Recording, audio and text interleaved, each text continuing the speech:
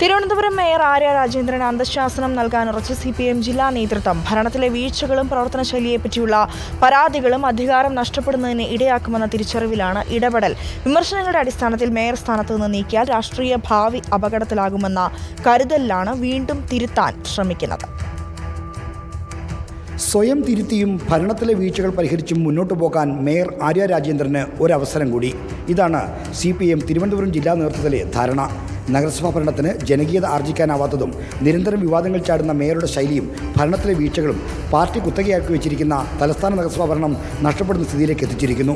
ലോക്സഭാ തെരഞ്ഞെടുപ്പിന് ശേഷമുള്ള രാഷ്ട്രീയ ചിത്രമനുസരിച്ച് നഗരസഭാ പരിധിയിലെ 70 വാർഡുകളിൽ BJPക്ക് മുൻതൂക്കമുണ്ട്.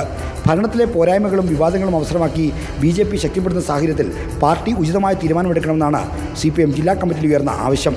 എന്നാൽ വിമർശനങ്ങളുടെ അടിസ്ഥാനത്തിൽ മേയർ സ്ഥാനത്ത് നിന്ന് ആര്യ രാജേന്ദ്രനെ മാറ്റിയാൽ അവരുടെ രാഷ്ട്രീയ ഭാവി തന്നെ അപകടത്തിലാകുമെന്ന കരുതലാണ് വീണ്ടും തിരുത്താൻ ശ്രമിക്കുന്നത്. ഇത് അവസാനത്തെ തിരുത്തലാണെന്ന് വ്യക്തമാക്കിക്കൊണ്ടാകും ജില്ലാ നേതൃത്വം മേയറോട് സംസാരിക്കുക. പ്രതികരണങ്ങൾ മിതത്വം പാലിച്ചും ജനങ്ങളോടും സഹപ്രവർത്തകരോടും മാന്യമായി പെരുമാറിയും തിരുത്തണമെന്നാകും ആവശ്യപ്പെടുക. KSRTC ബസ് തടഞ്ഞ സംഭവത്തിൽ മെമ്മറി കാർഡ് പുറത്തു വന്നിരുന്നെങ്കിൽ മേയറും ഭർത്താവും കുടുങ്ങുമായിരുന്നെന്നും ജില്ലാ കമ്മിറ്റിയിൽ വിമർശനം ഉയർന്നിരുന്നു. മേയറുടെ ഏരിയ കമ്മിറ്റിയിൽ നിന്നുള്ള നേതാവ് SA സുന്ദറാണ് വിമർശനം ഉന്നയിച്ചത്.